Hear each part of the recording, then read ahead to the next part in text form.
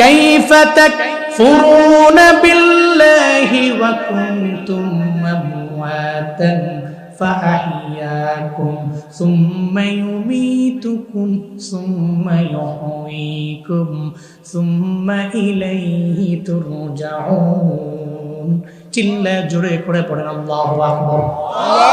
আল্লাহ পাক বলেন বান্দারে কেমনে তুমি আমি আল্লাহকে অস্বীকার করো রে বান্দা, অথচ কুনতুম আমওয়াতা তোমরা ছিলে মৃত মায়ের গর্ভের মধ্যে। মায়ের গর্ভের মধ্যে আমি আল্লাহ বড় মায়া করে তোমার ভিতরে আমি আল্লাহ রূহ দিলাম। এরপরে তোমার মায়ের গর্ভ থেকে আমি আল্লাহ ডেলিভারির মাধ্যমে দুনিয়ার জমিন তোমার আমি আল্লাহই তো দেখাইলাম। এই বান্দা তুমি জমিনের মধ্যে আসলা, আমি আল্লাহ তোমার জীবন দিয়া দিলাম।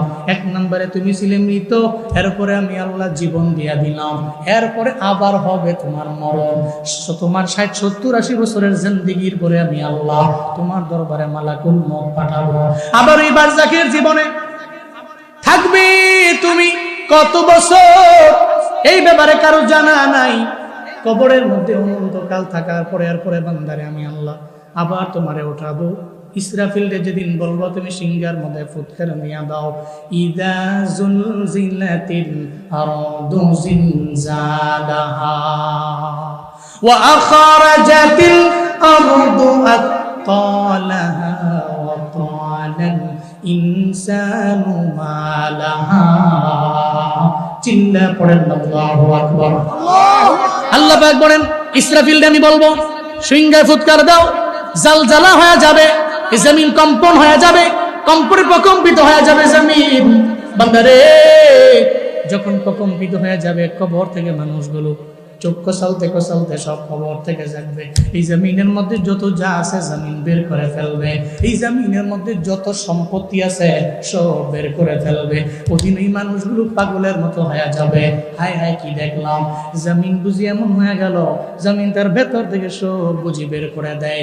এই সম্পদের জন্যই বুঝি এত পরিমাণে একটা মানুষের আমরা মারলাম, এই সম্পদের জন্যই বুঝি, এই মালের জন্যই বুঝি ওসমান হাদি নামের সত্য পোলাডার মাথার বুলেট মাইরা পরে দুনিয়া থেকে বিদায় করে দিলাম। এই মালের জন্যই বুঝি আবু সাঈদের দেহের মধ্যে গুলি মেরেছি, এই মালের জন্য বুঝি মুখ ধরে পানি লইয়া পানি পানি করে চিল্লায়, ওই মুখ ধরে এই পানির এই টাকার জন্যই, অ্যামাউন্টের জন্য, এই ক্ষমতার জন্য বুঝি মেরেছি। ওদিন আফসোস করে করে বারবার বলবে আজকে তো জমিন যত সম্পদ আছে জমিন থেকে বের করে দিল, যত মাল আছে সব এই জমিন থেকে বের করে দিল।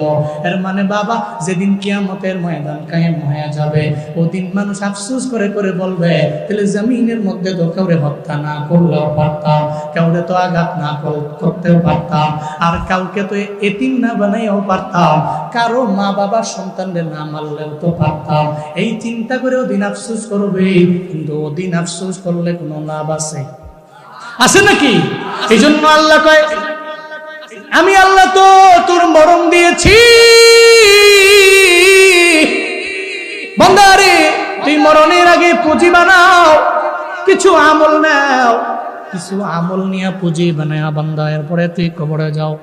কারণ বারজাখের জীবনের পরে ওদিন আফসোস করলেও আর চোখের পানি ফালায় কানলেও লাভ নাই। এই জন্য আল্লাহ পাক আগে জানাই দিলেন বান্দারে আমি জীবন বানাইলাম, মরণ বানাইলাম।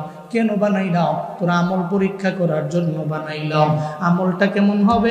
আল্লাহ কয় আমি আল্লাহ তোর দরবার থেকে বাড়ি চাই না, আমি আল্লাহ তোর দরবারে গাড়ি চাই না, আমি আল্লাহ তোর দরবার থেকে ট্যাক্সও নেই না।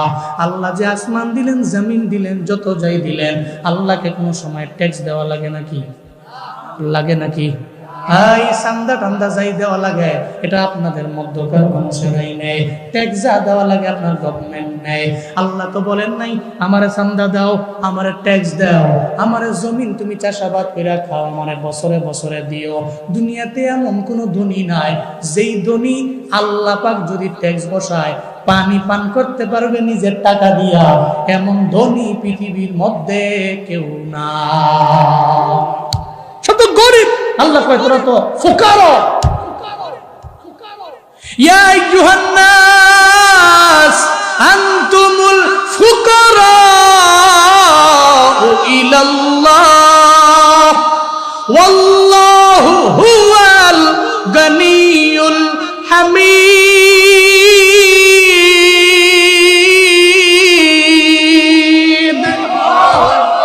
আল্লাহ কয় আনতুমুল ফুকারা, তোমরা তো গরিব, ফকিরনি কার কাছে? ইলাল্লাহ। আসসালামু আলাইকুম প্রিয় ভাই ও বন্ধুরা, ভিডিওটা শুরু থেকে লাস্ট অব্দি দেখার জন্য অনেক অনেক ধন্যবাদ।